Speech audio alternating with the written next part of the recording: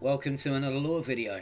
We're going to take a look at some of the main story beats at the moment and then take a look at some war progress and the new activities that you can now do that came in with a patch last week.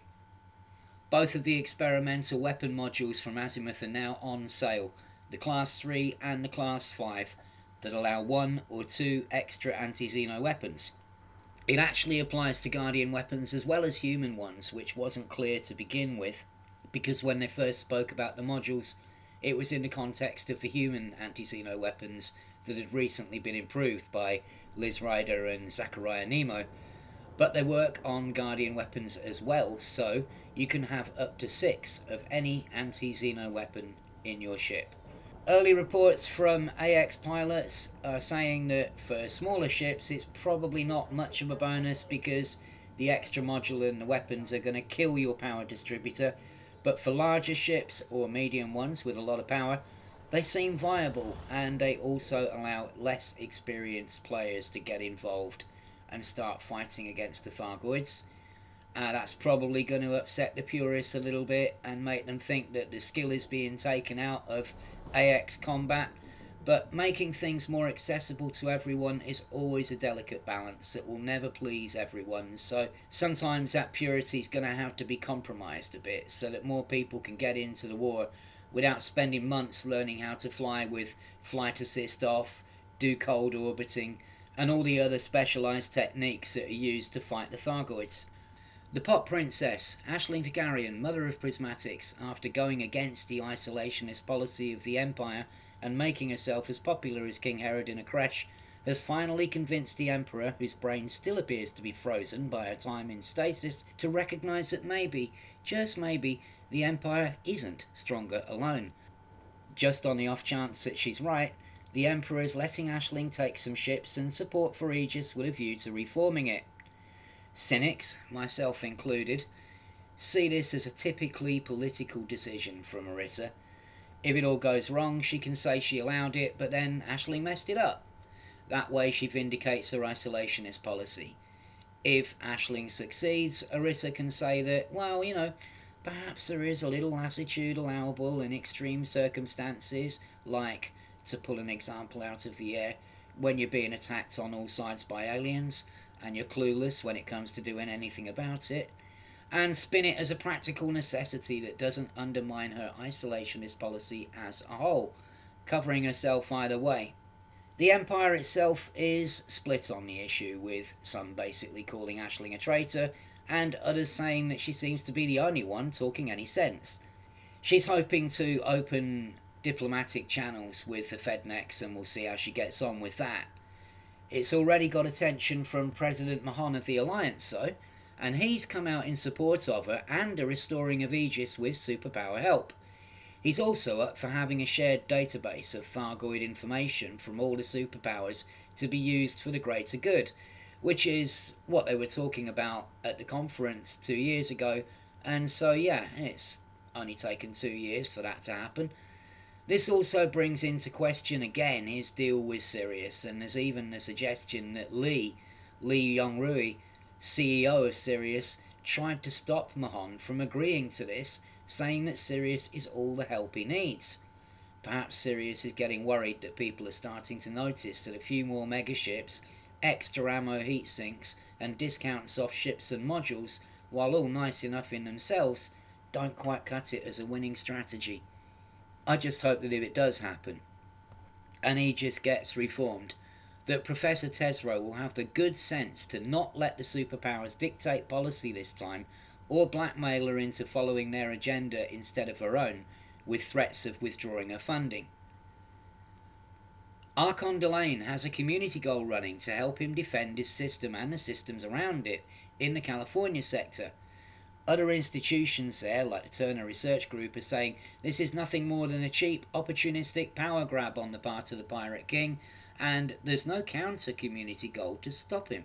You either help him or you don't. So this is obviously a new bit of narrative they're pushing, and we'll see what comes of it. Delane is a strange one. A couple of years ago, when the superpowers had a meeting to try and decide a common strategy for dealing with the Thargoids, Delane appeared to gatecrash the conference with his famous Crown of Bones speech, and it turned out that he'd been invited by Sirius, who were hosting the meeting. That led to talk of a business deal between Sirius and Archon Delane, which I expected to increase his power and influence, but it didn't really happen, and nothing seemed to come of this new agreement. Then he was given a new strain of onion head by the Blue Viper Dredger clan, which he hoped to monopolise and profit from, only for it to be recreated by a pharmaceutical company and sold freely by them, with Delane powerless to stop it. So maybe he feels that he's had enough raw deals, enough false promises, and decided to take what he wants for himself while he has the chance. He's right about one thing, that the Alliance have done nothing to help anyone out there, and he's not entirely unjustified when he says he's doing Mahon's job for him. It's another little storyline, far away from the war zone, that's worth keeping an eye on. On to the war itself then. And now that we've had about 11 weeks of it, most player groups have become more organised and efficient at clearing invasions and mobilising to go wherever they're needed. We've been very lucky to work with Operation Ida, AXI, Vanguard Marauders, Brazilian League of Pilots, and lots of other great people in the community, and although efforts are still going to be fragmented to a point, and that can't really be helped, there'll be some player factions who want to prioritise their own systems before they feel like they're in a position to help anybody else. There's factions coming to agreements with each other to help each other out, and so on, and so I think it's going to be impossible to have everybody on the same page at the same time. But largely, and in many ways, the player base is coming together, putting aside their differences for the most part, and joining forces against a common enemy. So far, players have had all kinds of theories about how to best win the war, and I must admit I've been shaking my head at some of them because they just seem to mimic old Earth-style wartime tropes about strategic points and isolating maelstroms as if it was a land map. This war is a first in so many ways. It's the first time anything like this has been suddenly incorporated into a game, especially a game that's been running almost 8 years already by the time the war arrived, and it's a real pioneering enterprise. It has the potential to be an engaging and high-concept science fantasy war where any amount of interesting ideas could be explored, and so I hope it doesn't degenerate into tired old wartime cliches about supply lines and choke points while we all wait for the weapon or technology that will change the course of things, and just be a rehash of old Earth conflicts recreated in space, when it has the potential to be so much more interesting than that. We're talking about creatures with a greater command of hyperspace than we have, so the whole concept of cutting them off is ridiculous, really. Some of it will have to be like that so that we have something practical to see and attack and interact with, but hopefully it will still keep its potential to be genuinely new as well. On the last Frameshift Live, Derrin, one of the designers, gave us a few clues. He was typically cryptic, saying things like, "Don't look at where the Thargoids are, look at where they're going," and other such pearls of Yoda-like wisdom that you wouldn't normally find outside a fortune cookie, but he did make a point of frequently mentioning what he called Frontlines systems. These systems represent the direction of expansion by the Thargoids. A frontline system is one that is close to a human system and has anti-Xeno conflict zones and non-human signal sources in it. Attacking these is therefore the way to stop, or at least slow down, the Thargoid expansion. Over the last few weeks, with systems being reinvaded, it has become apparent that they will carry on being reinvaded again and again if the controlled systems around them are not cleared as well. While this isn't about old-fashioned supply lines per se, the systems near human space are acting as a kind of localized springboard for invasion. So if a human system has 5 controlled systems only a star away, that's 5 different ways it can be immediately reinvaded. Why send an army across hyperspace, even if that's not a problem for you, when you already have 5 armies next door, who can just jump in any time? Therefore, our strategy, at least for stopping reinvasions, seems fairly straightforward and clear.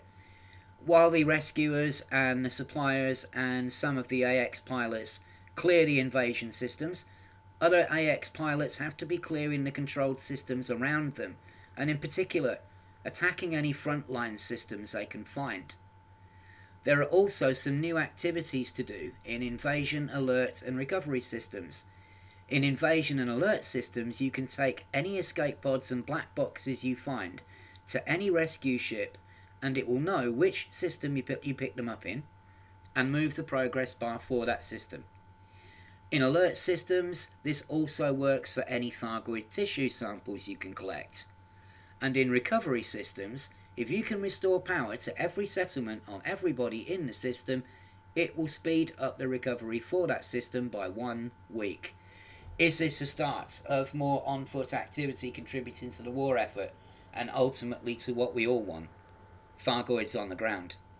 We had some good news a week or two ago when our friends at Marauder Vanguard, AXI and other anti-Xeno groups reported that controlled systems were easier to clear, possibly after another secret target drop or for some other reason we don't know, and they were finding that controlled systems over 25 light years from their maelstroms are easier to clear than those within 25 light years, with numbers being quoted such as 100 to 150 scouts per pip versus 200 and 220 per pip, depending on the distance of the controlled system from the maelstrom.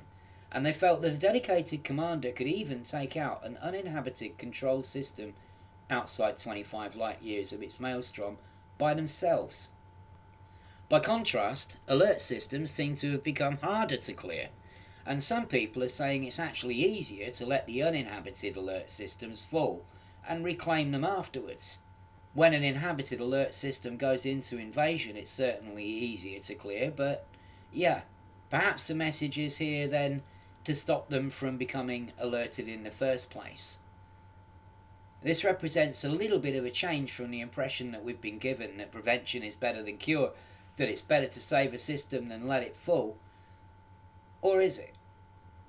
Because if we take out the surrounding controlled systems to stop them becoming alerted in the first place, then that's exactly what that's doing, preventing them from even being invaded. Or in this case, re-invaded, since there's very little now that won't be invaded again, and very little that is yet to be invaded for the first time until they expand further than they have already. Only one problem. After the small update came last week, which brought us the frontline systems and these new activities that we can do, it also came with a bug that stops any progress being registered in control systems, and this really isn't good enough. At the start of the war, we had the weekly timer bug, so the timer ticked down by 1 week per day, and several systems were immediately lost before we can do anything to save them. FDev should have stopped the effects of the timer until the bug was fixed, but they didn't, and because of that we were unfairly robbed of the chance to do more work earlier, and it's put us even more on the back foot than the war already put us. There were people like the Brazilian League of Pilots who had whole systems lost to them when the maelstroms arrived, including their capital, with no chance to defend themselves at all. And now, after telling us there are things that we're missing and places that we're not going, and we should be focusing on the Thargoid frontline, they make frontline systems impossible to clear because the kills don't register and the progress bar doesn't move, and this is unacceptable. If they want us to engage, they need to do their part, play fair, and sort out the bugs so that what they want us to do works properly. If they can't do that, then they are going to lose the players that the war brought back to the game, and they won't have anyone but themselves to blame for that. They want us to engage, they need to fix the tools they've given us. Hopefully they will do this sooner rather than later, and then we can all get on with doing what they want us to. While we wait for whatever new technological breakthrough comes along to help us deal with the maelstroms directly, our strategy for saving what we can continues to evolve as we see a way forward for both saving systems and stopping them from being re-invaded. Perhaps then, those of us who are still frustrated at not being able to put together any longer-term strategy will at least be a bit happier at what might be our first opportunity since the war started to try and turn things around. Thanks for watching.